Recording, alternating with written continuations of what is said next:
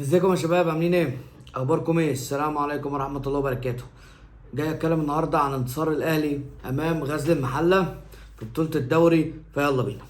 بدايتنا كده نبدا بالتشكيله. فهو بدا مارسيل كولر بدا بشناف على راس المرمى. باك رايت المفروض يعني ده على الورق، الباك رايت محمد هاني، مصطفى العيش ورامي ربيعه. باك ليفت كريم دبيس. اتنين في نص الملعب عمرو السوليه، مروان عطيه، قدامهم قفشه، على يمينهم حسين، على شمالهم امام عاشور، مهاجم وحيد جراديشار. ملخص الشوط الاول كده سريعا. الشوط الاول كان عباره عن ان الاهلي في اول ربع ساعه او 10 دقايق كان ماسك الكوره، بس ما كانش فيه ظهور حقيقي للاهلي غير من تسديده محمد مجدي قفشه اللي صدها عامر. غير كده الاهلي سلبي، الاهلي بيخسر الكوره. غزل المحله ماسكه الماتش من اوله لاخره. غزل المحله عملت جيم كبير جدا جدا جدا جدا على النادي الاهلي. ونفسي افهم بابا فاسيليو ازاي الاتحاد السكندري مشوا المدرب ده. ان يا جماعه ان مدرب يبقى عنده جرأه زي بابا فاسيليو، ان الاهلي بتلعب قدام الاهلي انت فاتح خطوطك ال 90 دقيقه، دي ما شفتهاش حصلت ولا قدام زمالك ولا قدام بيراميدز ولا قدام اي فرقه في شمال افريقيا. انه يبقى فاتح خطوطه طول 90 دقيقه ما فيهاش الصراحه. اللي ممكن مثلا اشوف ان هو يبقى عمل نفس اللي عمله بابا فاسيليو هي مثلا ماتشات بيراميدز. تبقى بيراميدز فعلا ند في الماتش، ممكن تبقى احسن منك في الماتش بكتير كمان. بس ف بشيد جدا بغزل المحله وبشيد جدا ببابا فاسيليو. وانا متوقع بالنسبه لي، شفت الماتش ده، متوقع لغزل المحله ان هم هيبقوا من التسعه اللي هيبقوا في المجموعه بتاعه الفوز بالدوري، مش في المجموعه بتاعه الهبوط. ومتنبئ لهم ان هم هيعملوا موسم كويس، وانهم كمان يعني حاولوا. يعني انا نفسي اشوف غزل المحله في الدوري كتير. فعلا هي فرقه جميله جدا. في فرقه جميله بالذات، يعني عندهم اسامي حلوه. يعني عبد الرحمن جبنه كويس، المهاجم بتاعهم اللي هو بن شرقي كويس، المهاجم اللي اتسبب في الطرد اللي هو اسمه بن حموده اللي اتسبب في طرد مصطفى العيش جامد سريع جدا. وعندهم الجزار مدافع عالي جدا جدا، وعامر طبعا يعني عارفينه من ايام الانتاج الحربي.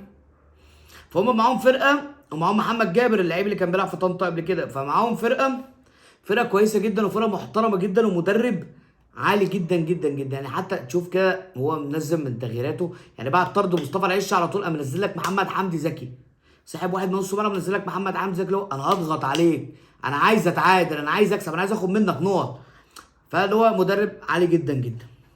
الشوط الاولاني ما كانش فيه حاجه. الشوط الاولاني كان عباره عن استحواذ سلبي للنادي الاهلي، لو ما كانش في الاخر كمان غزل المحله خد الاستحواذ من الاهلي. الشوط الاول كان عباره عن ان الاهلي مش شايف قدامه، قفشه مش عارف يباصي، امام عاشور تحركاته كلها سيئه، جراديشار اللعيب الوحيد في النادي الاهلي اللي كان بينزل لحد ال 18 يحاول يضغط ويقطع الكوره ويبني هو الهجمه. فلو هنسمي مثلا الشوط الاول ده يبقى شوط مين، اقول لك شوط كامل لغزل المحله. هي فازت بيه نتيجه 0-0. غزل المحله ما جابتش جوان، الاهلي طلع بكلينشيت. بس غزل المحله كسبت احترام الناس، كسبت احترام الفرق اللي قدامها بكتير.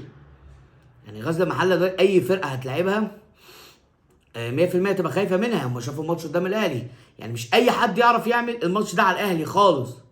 مستحيل تلاقي فرقه تعرف تعمل ماتش كامل زي اللي عملته غزل المحله ده على الاهلي. غزل المحله لو كان عندهم لعيبه كويره شويه كانوا زعلوا الاهلي. كان الاهلي يتعادل، يفقد نقطتين او ممكن يفقد الثلاثه. فالحمد لله على الفوز، الحمد لله على الثلاث نقط، الحمد لله على المركز الاول، حتى لو كان مؤقت لحد بكره، لحد ما بيراميدز لسه هيلعب بكره. بس الشوط الاولاني مفيش حاجه نتكلم فيها خالص. الشوط الثاني في الدقيقه 55 فاول يجي على حدود ال 18، واقف عليه محمد مجدي قفشه ومروان عطيه وامام عاشور. يقرروا ان الكوره امام عاشور هيبصيها، قفشه هيسندها، ويجيب امام عاشور جون حلو قوي قوي قوي.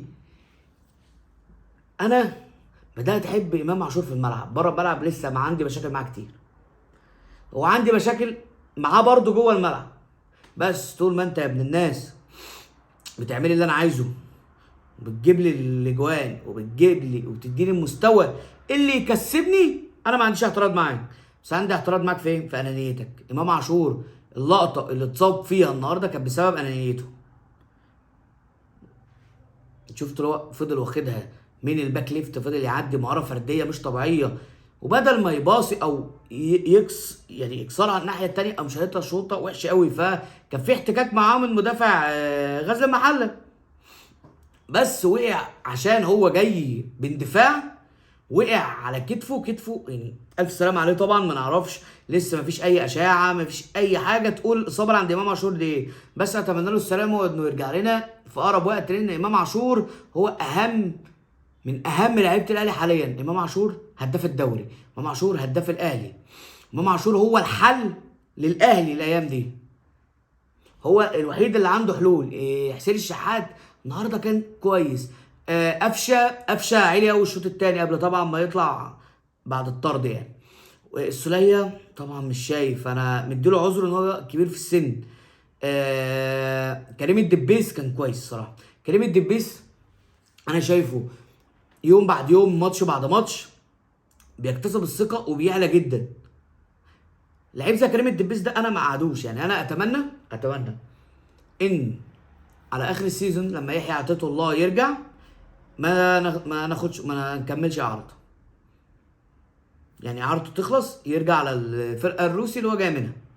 لانك عشان تشتري يحيى عطية الله، يبقى انت كده بتظلم لعيب عنده بوتنشال ان هو يبقى لعيب كبير جدا زي كريم الدبيس. بس تقنعنيش ان الاهلي لو اشترى يحيى عطية الله انه هيقعدوا لكريم الدبيس. مستحيل. ده معلول لسه متسجل ومش عارفين هو اللي هيلعب ولا كريم، لان يحيى عطية الله لسه مصاب. وعلى فكره معلول جاهز بس لسه مستبعد. فاتمنى من كل قلبي كابتن محمود الخطيب ما يشتريش يحيى عطية الله. خلينا عندنا باك ليفت مصري، لان اصلا احنا في مصر عندنا مشاكل في الباك ليفت ومشاكل في المهاجم. فمش هنبقى جايبين يعني، مش هيبقى مثلا الزمالك جايبين مهاجمين مش مصريين. الاهلي عنده جراديشار واسامه ابو علي. بيراميدز عنده فيستون مايلي. الفرقه اللي ممكن افتكرنا عندها مهاجمين نصير حسام حسن، بس دول مش مهاجمين منتخب مصر. فانت ما عندكش غير مهاجم وحيد وهو مصطفى محمد. فماشي المشكله دي وخلاص، وقلنا بنحلها بمصطفى محمد. مصطفى محمد لعيب جامد. تعالى بقى على الباك ليفت، عندك مين؟ ما عندكش. عندك احمد فتوح، بس هو في الاخر احمد فتوح من ساعه قضيته هو صعبان عليا طبعا، بس من ساعه القضيه والحادث اللي هو عمله مش مبقاش مركز يعني. انا عذره لانه اكيد فقد السيطره على اعصابه، فقد التركيز، الموضوع ده صعب. فعندنا مين؟ محمد حمدي مش لعيب منتخب، او محمد حمدي مش لعيب منظومه. محمد حمدي محتاج المنظومه تخدم عليه. فلعيب زي كريم الدبيس، عندك باك ليفت اخيرا، باك ليفت مصري يعني يعرف يديك لسنين كتير. اللعيب عنده 21 سنه، صغير قوي، فيديك لسنين كتير. فاتمنى ان كريم الدبيس يفضل اساسي حتى مع رجوع علي معلول من الاصابه ورجوع يحيى عطية الله. اتمنى ان هو يتثبت. غير كده انا مش عارف اقول ايه على مصطفى العيش والطرد اللي خده مصطفى العيش في الدقيقه 76. هل كان قرار صح؟ لا. هل كان يبقى افضل من مكان؟ برضه لا. ليه؟ لانه مصطفى لو حد شاف الريبلاي اللي من داره، مصطفى ما كعبلوش. مصطفى كان بيجري ورجليهم خبطت في بعض. مش هقول انها مش طرد، هي طرد صحيح 100%. 100% طرد. بس مصطفى ما عملش التدخل الصعب، ما عملش التدخل اللي هو يتذبح عليه. لا، مصطفى العيش ما عملش كده.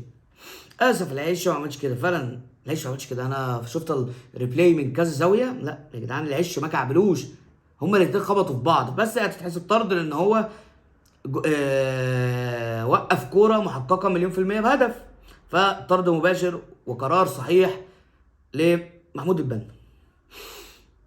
محمد الشناوي النهارده قدم مباراه جيده جدا جدا جدا، ممكن ترتقي الى الامتياز، ياخد فيها امتياز. عشان كده وخد رجل المباراه، وانا مش قادر اتكلم عليه سلبي. انا بقالي فتره بتكلم عليه سلبي، بس النهارده هو محمد شناوي شايلك. غلطات الدفاعيه بتاعتك سواء من محمد هاني او ربيعه، انا تعبت. انا كنت بطالب بمحمد هاني يرجع، ما هو احسن وحشين فعلا، بس عايزين باك رايت، عايزين حل في الباك رايت. يعني لما يبقى الثلاثه باك رايت بتوعنا خالد عبد الفتاح وعمر كمال عبد الواحد ومحمد هاني، الموضوع صعب قوي، موضوع صعب قوي.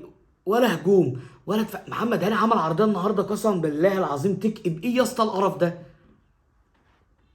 ده احنا ما بنعهاش في لعب خماسي يا اسطى، البالونه دي حرام عليك يا اخي. لا لا لا بجد، عرضيه وحشه قوي. فاطالب كابتن محمود الخطيب بصفقه في الباك رايت ضروري. يمكن مش قصدي زيزو، انا نفسي ما يجيش زيزو الاهلي. حد يقول لي زيزو هيلعب باك رايت، اقول له اه زيزو في الاهلي هيلعب باك رايت، لو جه هيلعب باك رايت. لانه زيزو مواصفاته لعيب باك رايت ممتاز ممتاز. انا اشوف زيزو مش وينج، شايف زيزو باك رايت 100%. باك رايت هو بيعرف يعمل عرضيات دواء. باك رايت معاك اتنين مهاجمين، جراديشار واسامه ابو علي. عد بقى الاجوان، عد الاجوان لجراديشار واسامه ابو علي، وعد الاسيستات من زيزو بقى. هنقعد نعد بس في الماتشات. يا ترى زيزو رفع كام عرضيه غلط، مش كام عرضيه صح، لان هم هيبقوا كتير صح، مش كام عرضيه غلط.